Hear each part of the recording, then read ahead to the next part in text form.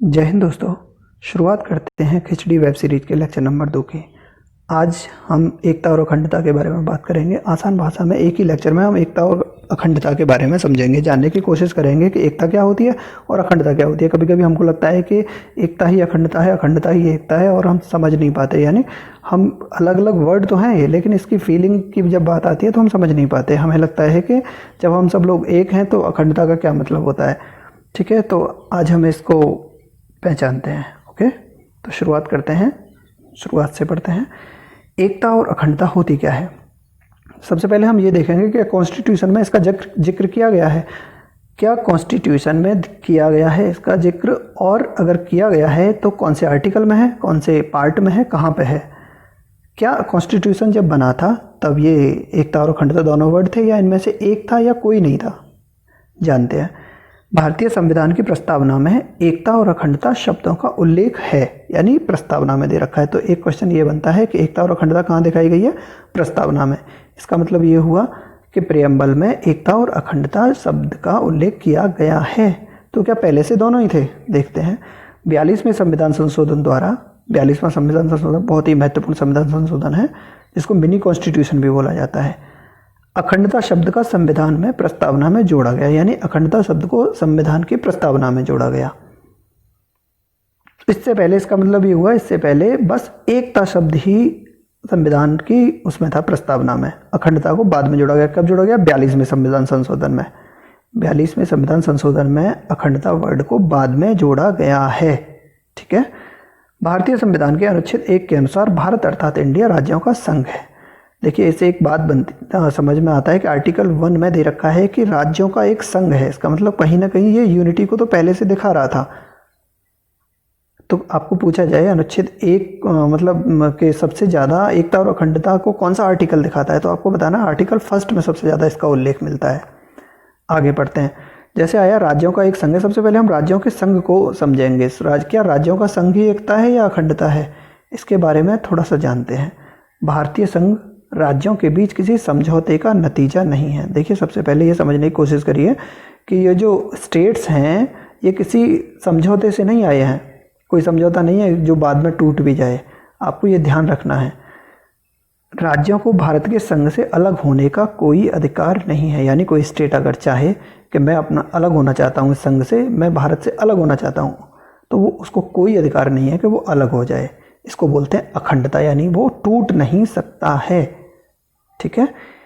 इसका अर्थ हुआ कि भारतीय संघ के बाहर राज्यों का कोई अस्तित्व नहीं है, वो कोई अस्तित्व नहीं रह जाएगा उसका, टूट ही नहीं सकता। आगे बढ़ते हैं। सबसे पहले जानते हैं एकता क्या है। एकता वर्ड आया कहाँ से? एकता अंग्रेजी भाषा की यूनिटी का हिंदी रूपांतरण है, यानी इंग्लिश में यूनिटी वर्ड और हिंदी में उसको एकता बोलते हैं। यूनिटी वर्ड कहाँ से आया? यूनिटी शब्द फ्रेंच भाषा के यूनाइट शब्द से बना है, यानी यूनाइट हो, फ्रेंच लैंग्वेज में यूनाइट, उससे बना यूनिटी। यूनाइट शब्द लैटिन भाषा के यूनिस से बना है, यानी लैटिन भाषा के यूनिस से बना यूनाइट, और यूनाइट से बना यूनिटी, और यूनिस को ही हम एक बोलते हैं हिंदी में। तो इसका ओरिजिन अगर हम देखें तो लैटिन भाषा की यूनिस से यूनाइट बना, यूनाइट से बना यूनिटी। ठीक है। आगे बढ़ते हैं। और अखंडता कहाँ से आया? अखंडता शब्द अंग्रेजी शब्द इंटीग्रिटी से बना है।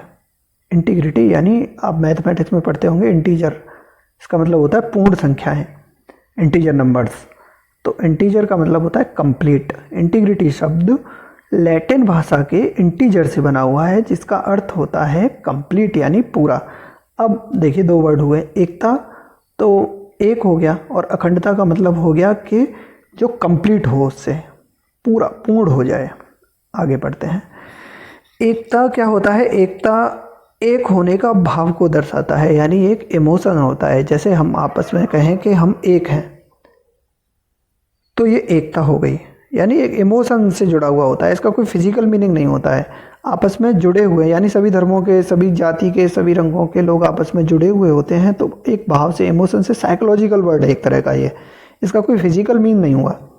और अखंडता का मतलब होता है इसको खंडित नहीं किया जा सकता, यानी इसका एक फिजिकल मीन होता है।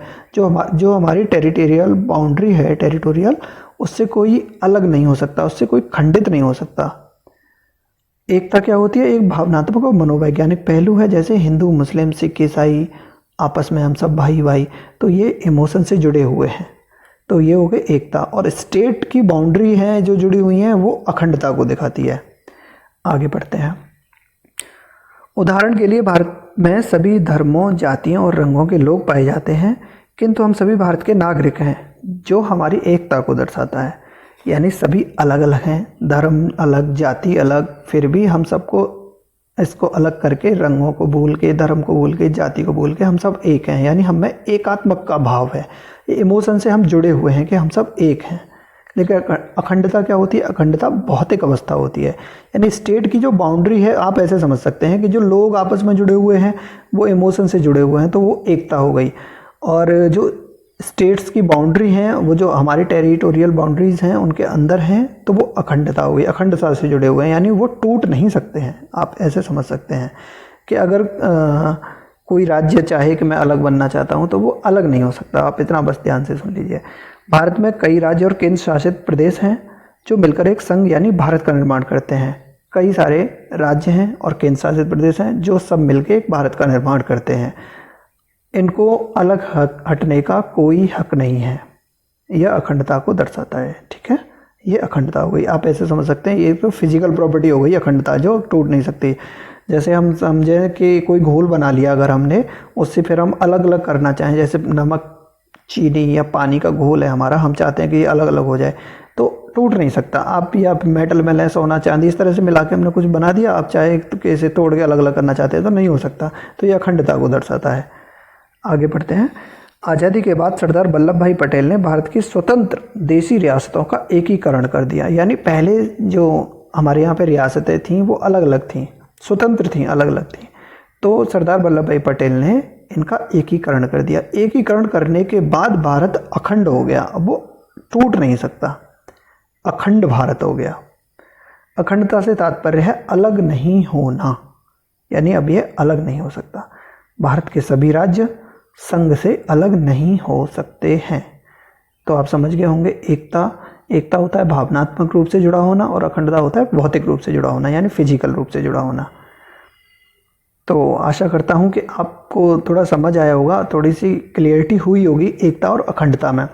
आप ऐसे समझ सकते हैं, एकता तो लोगों का जुड़ाव होता है, धर्म, जाति, अलग अलग तरह के लोग हैं, लेकिन हम इमोशन से, भावनात्मक रूप से एक हैं। और अखंडता वो होती है जो स्टेट की बाउंड्रीज होती हैं। अगर स्टेट कोई चाहता है कि मुझे टूटना है यहाँ से, तो नहीं टूट सकता है, उसको बोलते हैं अखंडता।